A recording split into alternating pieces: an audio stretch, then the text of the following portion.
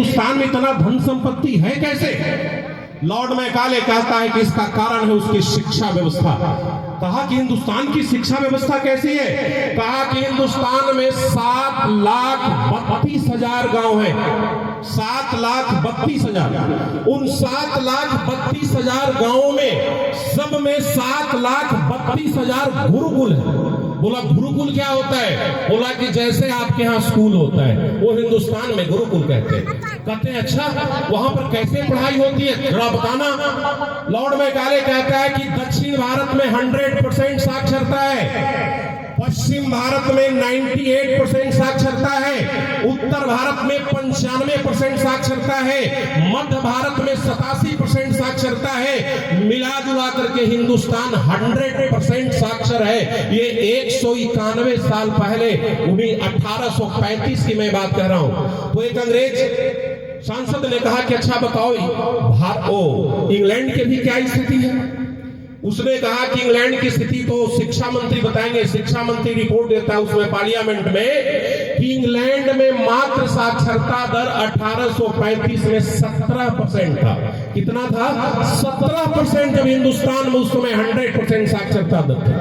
और फिर उससे पूछता है कि इस समय इंग्लैंड में स्कूल कितने हैं? कहा कि उस समय जब हिंदुस्तान में 7,32,000 गुरुकुल है तो इंग्लैंड में मात्र 216 स्कूल है। मात्र 216 स्कूल। ये भारत की सत्ता शक्ति थी साहब।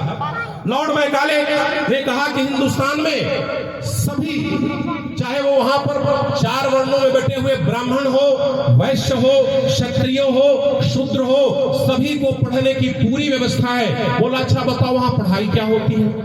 बोला कि हिंदुस्तान में लोग सबसे ज्यादा मैथमेटिक्स पढ़ते हैं। बोला कौन सा मैथमेटिक्स?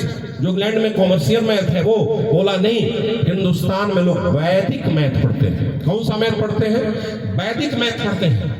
उसने पूछा कि दूसरी कौन सी सब्जेक्ट पढ़ाई जाती है? कहा कि उसके बाद सबसे ज्यादा लोग खगोल शास्त्र पढ़ते हैं। सबसे ज्यादा लोग खगोल शास्त्र पढ़ते हैं। बोला और क्या पढ़ाई होती है? बोला धातु विज्ञान की पढ़ाई होती है, एक्स्ट्रोफिजिक्स की पढ़ाई होती है। बोला एक्स्ट्रोफिजिक्स तो मॉडर्न साइंस का विषय है, वो हमारे यहाँ अब पढ़ाया जाता है दुनिया में, वो हमारे यहाँ 1835 से पढ़ाया जा रहा है।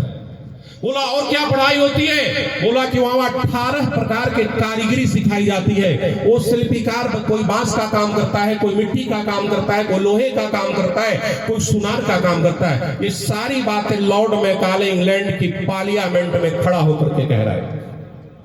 जब उससे पूछा गया कि अच्छा ये बताओ कि चिकित्सा व्यवस्था की हालत क्या है? वो बोलता है कि वहां पर चिकित्सालय भी है, औषधालय है, और वहां पर औषधि विज्ञान और शल्य क्रिया यानी सर्जरी दोनों है वहां।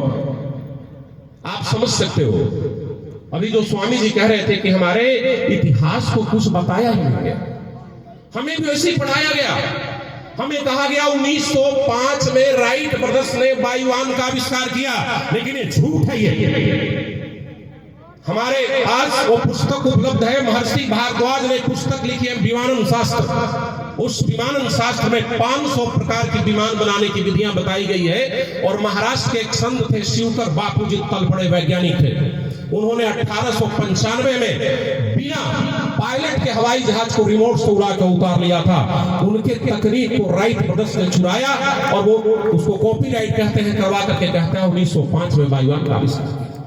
अब कहोगे इसका आचार्य सबूत क्या है? इसका सबूत है रामायण में वर्णित वो विमान।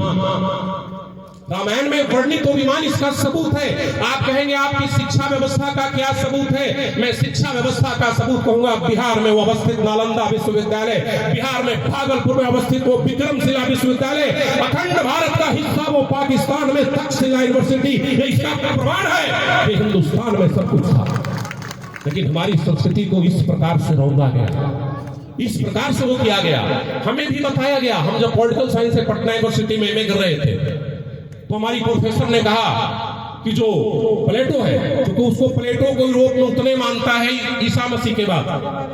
मैंने कहा कि मैडम प्लेटो का किताब मैंने द रिपब्लिक पढ़ा है।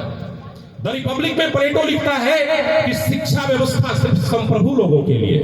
सिर्फ संप्रभु का मतलब कि जो लोग सत्ता व्यवस्था में बैठे हुए हैं, वो महिलाओं को अधिकार नहीं देना चाहता। मैंने कहा कि मैडम वो जब प्लेटो इतना बड़ा हो सकता है, तो आपने क्या विदुर नीति को पढ़ा है? आपने क्या चाणक्य नीति को पढ़ा है? आपने क्या भीष्म नीति को पढ़ा है? कहा कि बेटा हम तो इसका नाम भी नहीं सुने हैं। ये दुर्भाग्य है देश का, ये दुर्भाग्य है देश का। इसी को जगाने के लिए हम आपके पास सामने आए हैं। ये बड़े बड़े सम्मेलन करवाने का उद्देश्य हमारा ये है कि आपके सामने अपने हिंदुस्तान की तमाम जो मेरी गौरव विरासत थी उसको आपके सामने हम रखें। इसलिए आज हम जब इकट्ठे हुए हैं, थोड़ा आज इकट्ठे